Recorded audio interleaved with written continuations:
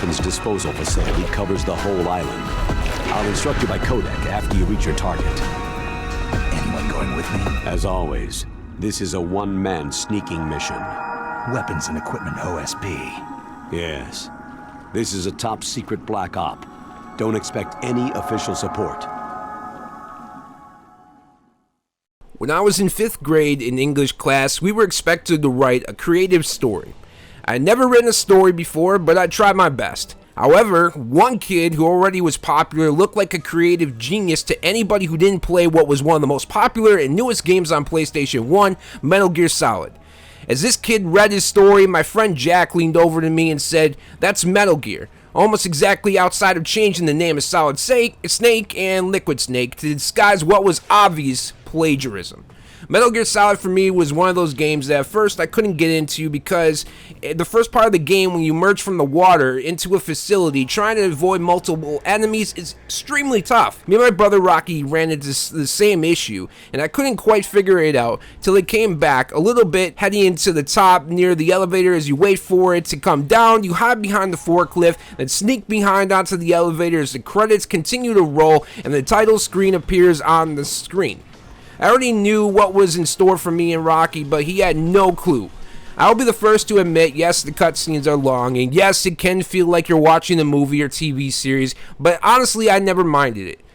But for those who can't deal with sitting around as the story unfolds before you in a 32-bit pixelated glory, then this game is not for you. The story of Metal Gear Solid and genius of Hideo Kojima is a big reason why I've always loved Metal Gear and why it always stuck with me. In 1998, Metal Gear Solid was released, and playing the game back in 98, it blew everyone away. The stealth mechanics, voice acting, incredible story told through both cutscenes and gameplay, music, sound, and even the humor all still make Metal Gear one of the greatest games ever made. In our first impression, we ended up getting past Revolver Ocelot and rescuing Baker, who dies after Psycho Mantis causes him to have a heart attack. Those Pentagon bastards! So they actually went and did it! What are you talking about? They're just using you for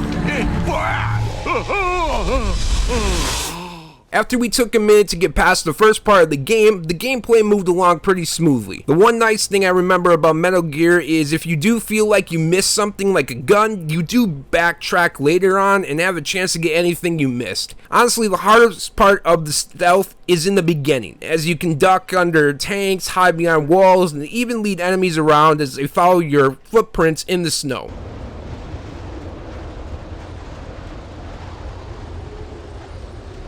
By the way, the idea that you leave footprints in the snow enemies detect was pretty revolutionary in 1998. As we went through to climb up in the crawl space and try to rescue the DARPA chief, Donald Anderson, you encounter a few other cutscenes, one introducing a guard on the crapper, talking about Meryl's build. He basically said she was thick and stuff, I guess. Then encountering Meryl, and then Snake kind of sees that she's thick, I guess. And then Anderson, who gives you a key card and dies of a heart attack, courtesy of Psycho Mantis.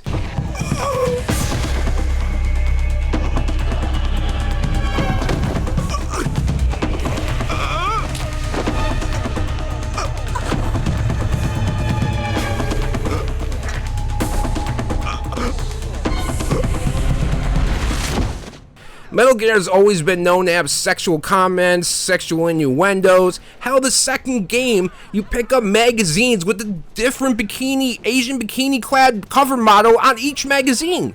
It was revolutionary, I tell you. After Anderson dies, you fight alongside Meryl, who you fight off the guards and enter in the room, and she really holds her own. In fact, she can kill most of the enemies with you only having to really kill a few with the acquired SOCOM gun that you get during that part of the game.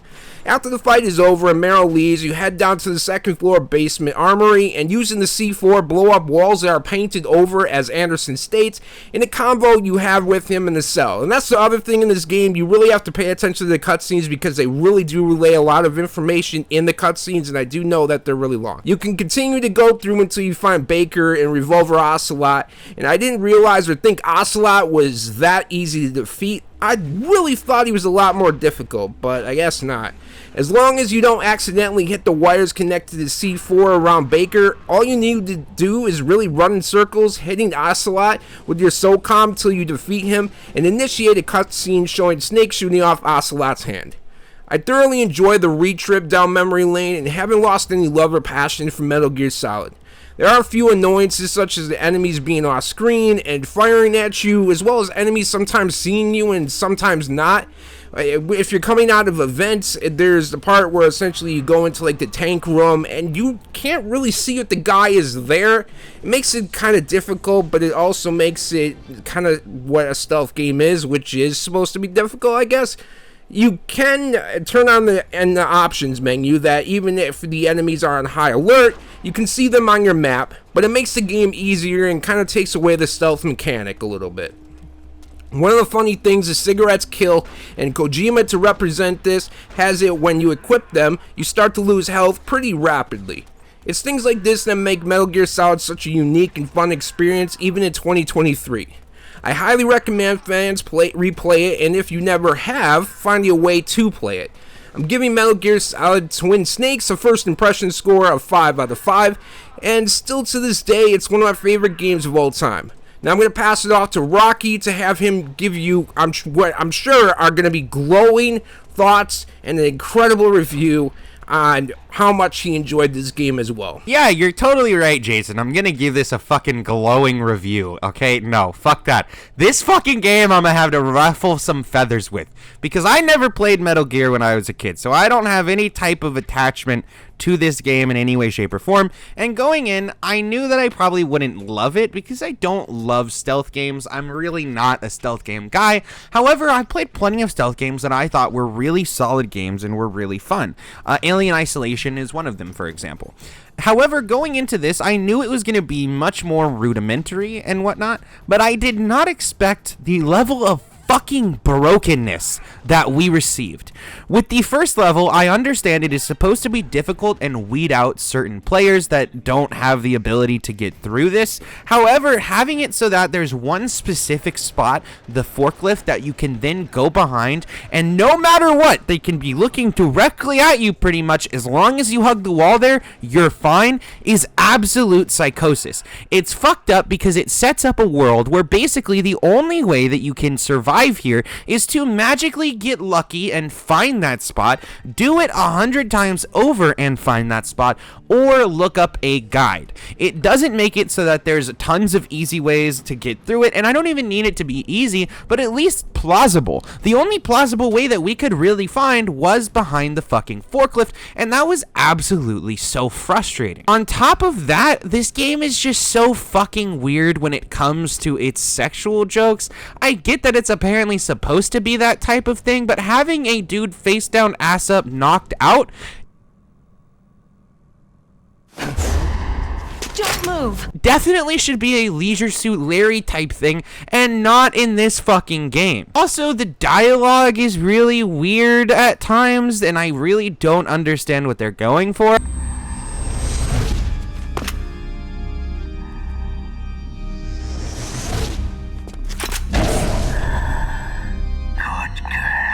I get that there's supposed to be a bit of a mystery, but I guess I can just chalk it up to it's an old game and, you know, voice acting wasn't that fucking great in games back then. Loud noises! Fucking the cutscenes, bro. What the fuck? If you do more than 3 minutes of a cutscene, it's done. Get the fuck out.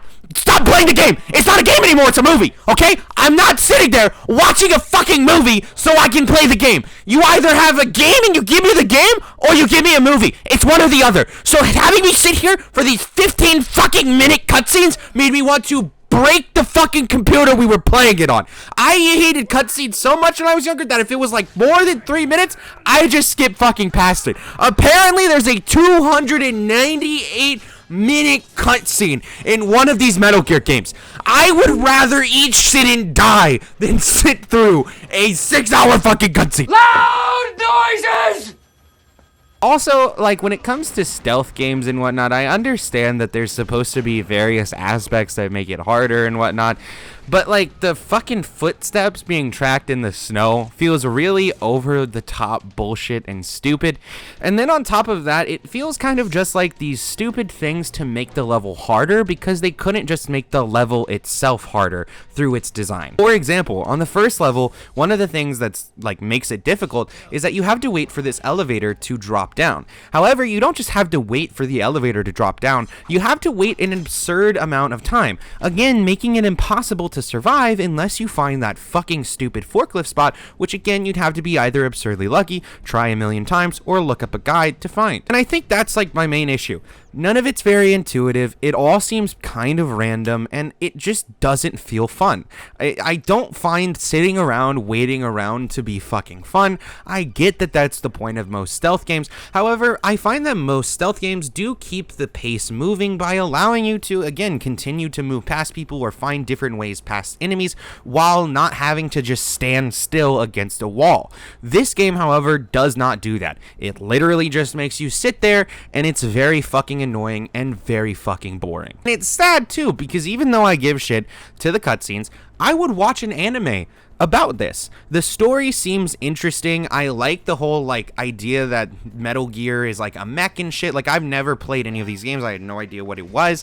And so I like the whole CIA, Pentagon, like all that interacting type shit and the evil ways. I hate that this fucking game started probably all the goddamn DARPA conspiracies. But the point of the matter is I like the general story. So if they put this into an anime, I'd be very happy with it, but as a fucking game, it's boring, and I just do not like it. I am giving it a 1 out of 4 stars. Okay, back to you, Jason. Well, thank you, Rocky. I didn't quite expect it to go that way. And now we want to hear from you. Have you played the OG Metal Gear Solid on PlayStation back in the day? Or Twin Snakes on GameCube? What is your favorite Hideo Kojima game? Let us know in the comments down below. Also down below, you'll find a description where me and my brother Rocky's all of his socials are located, as well as a link to our main channel, Smokin Sessions, where we do movie reviews, watch-alongs, and all sorts of content that we're sure you'll enjoy. If you enjoyed this video, don't forget to leave a like, as well as hit that subscribe button so you don't miss out on videos like this from us in the future. Thank you so much for watching and or listening to this video, and we will see you all in the next gaming session. I'm not quite sure. I'm pretty sure some of those magazines you collect in Metal Gear Solid 2 have naked girls. I don't know. It was great because I was a teenager. Anyway, bye. Jesus, man. That's ridiculous.